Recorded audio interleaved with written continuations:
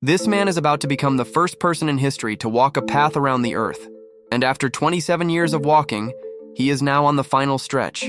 Carl Bushby began his journey from Chile in 1998, and he planned to walk all the way back to the UK without breaking two rules. First, he couldn't use any form of transportation, and second, he couldn't return home until he arrived there on foot. It's a miracle that somehow he managed to make it through the three major challenges.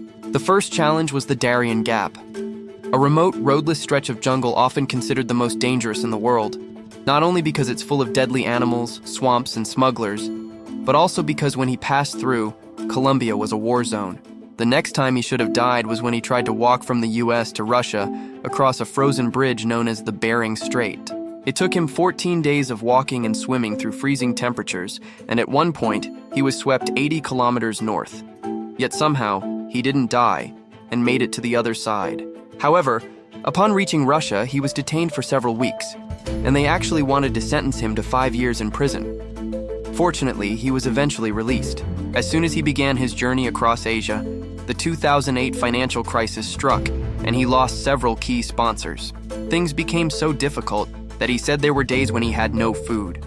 But when he reached the edge of Asia, he faced his greatest challenge yet, the Caspian Sea problem. To walk across it, he would either have to go through Russia or Iran, neither of which were good options.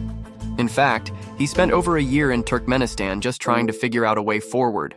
And when he realized the only way to move on was to swim across, for the next 31 days, he swam over 300 kilometers across the Caspian Sea, becoming the first person ever to do so. After overcoming that obstacle, he continued through Azerbaijan, Turkey, and then just 2 months ago in 2025, he officially stepped into Europe.